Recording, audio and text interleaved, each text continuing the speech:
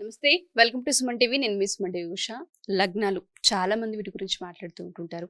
మన జాతకరీత్యా గనక మనం చూసుకుంటే లగ్నాలు చాలా ప్రాధాన్యత పాత్ర పోషిస్తాయని చెప్తూ ఉంటుంటారు. ఒక్కొక్క రాశి వారికి ఒక్కొక్క లగ్నం ఉంటూ ఉంటుంది. దాన్ని బట్టి మన జాతకం బేస్ అయి ఉంటుందని చెప్తుంటారు. సో ముందుగా మనం గనక 12 లగ్నాల గురించి మాట్లాడే ముందు మొదటిగా మేష లగ్నం వారికి ఏ విధంగా ఉండబోతుంది, వాళ్ళ విధి విధానాలు ఏంటో మనతో పాటు ఉమా దేవరకొండ గారు ఉన్నారు. ఆయన అడిగి తెలుసుకుందాం. నమస్తే ఉమా గారు. నమస్తే అమ్మా. మేష లగ్నం వారి గనక మనం చూసుకుంటే అసలు ఓవరాల్‌గా వీళ్ళు ఏ విధంగా ఉంటారు? అండ్ దాంతో పాటు వీళ్ళు ఏ ఏ విషయాలలో పర్టిక్యులర్‌గా జాగ్రత్తలు వహించాలి అంటారు? వీళ్ళిది అని చెప్పడానికి ఏంటి అంటారసలు? నక్షత్రం వేరు, రాశి వేరు, లగ్నం వేరండి. ఎందుకనంటే వాళ్ళకి ఆ డిఫరెన్స్ చాలా మందికి తెలీదు. లగ్నానికి, రాశికి ఒకటే అనుకుంటారు. అంటే మేష లగ్నము, వృషభ లగ్నము ఇలా ఉంటాయి. రాశులు కూడా ఇలాగే ఉంటాయి కాబట్టి అది ఇది ఒకటే అనుకుంటారు. సో, లగ్నం అనేటువంటిది మీరు పుట్టినటువంటి సమయం ఆధారంగా, సూర్య ప్రమాణం ఆధారంగా నిర్ణయించబడుతుంది. సో, లగ్నం అనేటువంటిది జాతకంలో చాలా ఇంపార్టెంట్ అండి. హ్మ్. లగ్నం గనక మారింది అంటే జాతకంలో చాలా మారిపోతాయి. ఎందుకంటే ఉదాహరణకి మేష లగ్నం ఇప్పుడు మనం మాట్లాడుకుంటున్నామండి. సో, మేష లగ్నం గనక మనం తీసుకుంటే, మేష లగ్న జాతకులు ఒకలా ఉంటారు. వృషభ లగ్న జాతకులు ఒకలా ఉంటారు. సో, మనం ఒక్కొక్క పర్సనాలిటీ చూసి వీళ్ళు ఏ లగ్నమో చూసి అంచనా వేయొచ్చు. ఒక జాతకం మన దగ్గరికి తీసుకొచ్చారనుకోండి, ఆ లగ్నం బట్టి వాడు చూడ్డానికి ఎలా ఉంటారు? వాళ్ళ హైట్ ఎంతుంటుంది? వెయిట్ ఎంతుంటుంది? ఏ కలర్‌లో ఉంటారు? లేకపోతే ఆహ్, వాళ్ళ యొక్క ఆరోగ్య పరిస్థితి ఎలా ఉంటుంది? వాళ్ళు ఫిజికల్‌గా ఎనర్జిటిక్‌గా ఉంటారా? చాలా లేజీ పీపుల్ అయ్యి ఉంటారా? ఇవి కూడా చాలా డీటెయిల్డ్‌గా ఒక బ్లూ ప్రింట్ లాగా మనం చెప్పొచ్చు. సో, దట్ ఈస్ లగ్నం అండి. సో, ఇక్కడ మనం ఫస్ట్ ఆఫ్ ఆల్ మేష లగ్నము. సో, మేష లగ్నం గనక మనం తీసుకుంటే, మేష లగ్నానికి అధిపతి కుజుడవుతాడు. సో, యూజువల్‌గా మేష లగ్న జాతకులు సన్నగా ఉంటారు. అంటే రెవెట్ లాంటి శరీరం అంటారు కదండీ! సో, అలాంటి శరీరంతో, ఎర్రని ఛాయతో, అదే విధంగా అంత హైట్ కూడా ఏముండరు. ఎందుకంటే కుజుడు అంత హైట్ టాల్ పర్సనాలిటీ కాదు. సో, తక్కువ హైట్‌తో అదే విధంగా చాలా టెంపర్ ఎక్కువుంటుందండి. చాలా సాహసమైనటువంటి పనులు చేసే విధంగా, చాలా కోపం ఎక్కువుంటుంది. ఏ పని రిస్క్ తీసుకోవడం వీళ్ళకి చాలా ఇష్టం. టక్కని రిస్క్ తీసేసుకుంటారు. సో, మేషలగ్న జాతకులు. సో, మేషలగ్న జాతకులే చాలా గొడవల్లో, తగాదాల్లో చాలా యాక్టివ్‌గా ఉంటారండి. సో, వాళ్ళకది ఇష్టం. గొడవ పడ్డము. కొంతమందుంటారు రౌడీ మెంటాలిటీ ఉంటుంది. సో, ఆ దూకుడు స్వభావం ఉంటుంది కదా! మేషలగ్న జాతకులకుంటుంది ఖచ్చితంగా.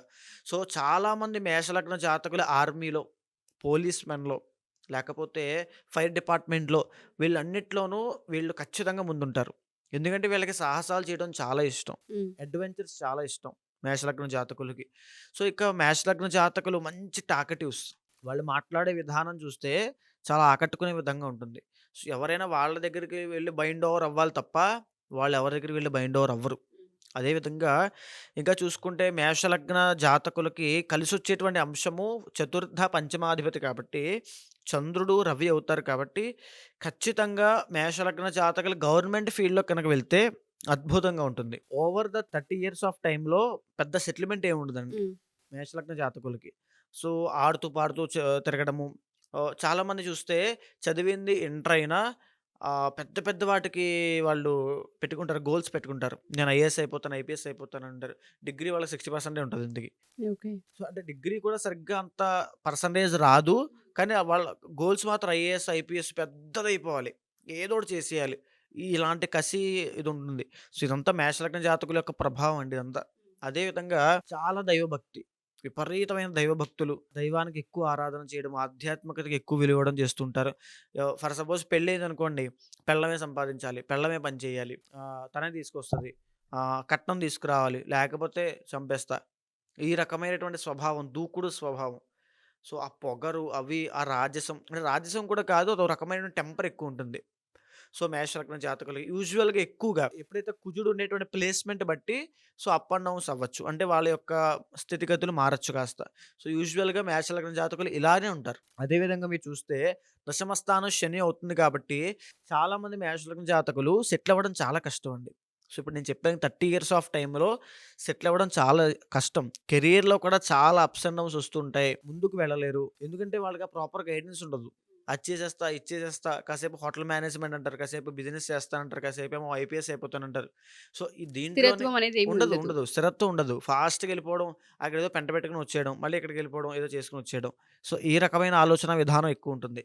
సో, వీళ్ళేంటంటే వీళ్ళతో జాగ్రత్తగా ఉండాలి. వీళ్ళ కోపం చాలా ప్రమాదకరమండి. ఆవేశపూరితమైంది. సో, చాలా జాగ్రత్తగా ఉండాలి. అదే విధంగా పంచమ స్థానం వీళ్ళకి రవి సింహం అవుతుంది కాబట్టి, ఈ మేషలగ్న జాతకులు యూజువల్‌గా కనుక వీళ్ళకి అబ్బాయి పుడితే, అబ్బాయి వీళ్ళకంటే మంచి పేరు సంపాదిస్తాడండి. అబ్బాయి పుట్టిన తర్వాత వాళ్ళ అబ్బాయే తండ్రిని పోషిస్తాడు తప్ప, అప్పటికి మనిషి సెటిల్ అవుతాడని చెప్పి గ్యారంటీ లేదు. ఓకే. మేషలగ్న జాతకులు. సో, అదే విధంగా సెకండ్ హౌస్ శుక్రుడవుతాడు కాబట్టి చిన్నప్పటి నుంచి లౌక్యంగా తిరగడము, అంటే ఎక్స్‌ట్రా కరిక్యులర్ యాక్టివిటీస్‌లో ఎక్కువగా పాలుపంచుకోవడము, ఇవే ఉంటాయి. డాన్సులు లేకపోతే సాంగ్స్ అని. అంటే వీళ్ళకా ఎంజాయ్‌మెంట్ కానీ, సరదా సరదా వాతావరణంలో పనిచేయడం చాలా ఇష్టం. సో, ఆల్ ఆఫ్ సడెన్ కూర్చోబెట్టేసి వాళ్ళని నీకిది నేర్పిస్తా, నీకు నెలకు రూ. 1,00,000 ఇస్తా, కాదు 10,00,000 ఇస్తా, ఇదే చెయ్యి అంటే వాళ్ళు చేయలేరు. చెయ్యరు. నాకొద్దని ఎళ్ళిపోతారు. సో, వాళ్ళకి 20,000, 30,000 వచ్చినా వాళ్ళ చుట్టూ నలుగురుండాలి. వాళ్ళు వీళ్ళు చెంచాలయ్యుండాలి. అలా ఉంటే వీళ్ళకి చాలా బావుంటుంది. సో, ఈ యొక్క అందులోనూ అందరూ ఇలా ఉంటారంటే కాదండి. యూజువల్‌గా చెప్తున్నా. సో, ఈ మేషలగ్న జాతకులకి 12థ్ హౌసు మీనం అవుతుంది. 9థ్ హౌస్ కూడా ధనస్సు అవుతుంది. సో, వీళ్ళు కనుక చిన్న వయసు నుంచి మంచి ప్రాపర్ గైడెన్స్‌తో కనుక వెళ్ళగలిగితే ఎక్సలెంట్ ఫ్యూచర్ ఉంటుందండి. ఎందుకంటే డబ్బు విపరీతంగా సంపాదించడం, దాన ధర్మాలు చేసే స్థాయికి వెళ్ళడము, భాగ్యస్థానం రూల్డ్ బై గురుడు కాబట్టి దేవుడికి ఎక్కువగా విలువివ్వడం, తీర్థయాత్రలకి వెళ్ళడము, 10 మందికి సహాయం చేయడము, ఆ గుణము అవన్నీ. అంటే 10 మందికి పెట్టేటువంటి స్థాయికి వెళ్ళిపోతాడు. ఓకే. చిన్నప్పటి నుంచి కనుక ప్రాపర్ గైడెన్స్ ఉంటే. లేదు ఇండిపెండెంట్‌గా వదిలేస్తే మాత్రం ఇప్పుడు నేను చెప్పినటువంటి క్రైటీరియాలోనే ఉంటుంది మేషలగ్న జాతకుల యొక్క ఫలితము. అదే విధంగా మేషలగ్న జాతకులను చూసుకుంటే అష్టమ స్థానం కుజుడవుతాడు. వాహన ప్రమాదాల విషయంలో కూడా చాలా జాగ్రత్తగా ఉండాలి. వాహనం గనక అంటే ఫర్ సపోజ్ ఈ మేషలగ్న జాతకులు ఏ 30-20 ఏజ్‌లో ఉన్నవాళ్ళు. ఎందుకంటే టీనేజ్. సో, ఈ టీనేజ్‌లో గనక ఉన్నవాళ్ళైతే కనుక బండి వాళ్ళకివ్వద్దు. నేను చెప్పే సలహా ఏంటంటే, అష్టమ స్థానంలో కుజుడుండడం వల్ల వాహన ప్రమాదాలవుతాయి. ఒక అవయవానికి ఎఫెక్ట్ చేయొచ్చు. కుజుడంటే ఒక అవయవము. సో, అవయవానికి ఎఫెక్ట్ చేయొచ్చు. అంటే కాలో, చెయ్యో ఇబ్బందవ్వచ్చు. సో, మేషలగ్న జాతకులు వాహన ప్రమాదాల విషయంలో చాలా జాగ్రత్తగా ఉండాలి. అదే విధంగా లాభము శని అవుతాడు కాబట్టి, సో, వీళ్ళు జాగ్రత్తగా ఉండాల్సిందేంటనంటే వ్యసనాలండి. వ్యసనాల పరంగా కూడా చాలా జాగ్రత్తగా ఉండాలి. కానీ పాజిటివ్ సైడ్‌కొస్తే ఒక బెస్ట్ సర్విస్ చేసినటువంటి గొప్ప గొప్ప పోలీస్ అధికారులు, బెస్ట్ సర్విస్ చేసినటువంటి ఐపీఎస్ అధికారులు, బెస్ట్ టాలెంట్, స్కిల్ ఉన్నటువంటి, సాహసమైనటువంటి గుణం ఉన్నవాళ్ళు అందరూ కూడా ఈ మేష లగ్న జాతకుల్లోనే ఉంటారు. ఓకే. సో, 2 ఉంటాయి. వాళ్ళు వాళ్ళ ఇండివిడ్యువల్ జాతకంలో కుజుడు ఎక్కడున్నాడు, లేకపోతే వీళ్ళకి యోగము ఎవరి ద్వారా పడుతుందంటే రవి ద్వారా పడుతుంది. సో, రవి ఎక్కడున్నాడు? అదేవిధంగా చంద్రుడి ద్వారా పడుతుంది. చతుర్థాధిపతి కాబట్టి. చంద్రుడు ఎక్కడున్నాడు?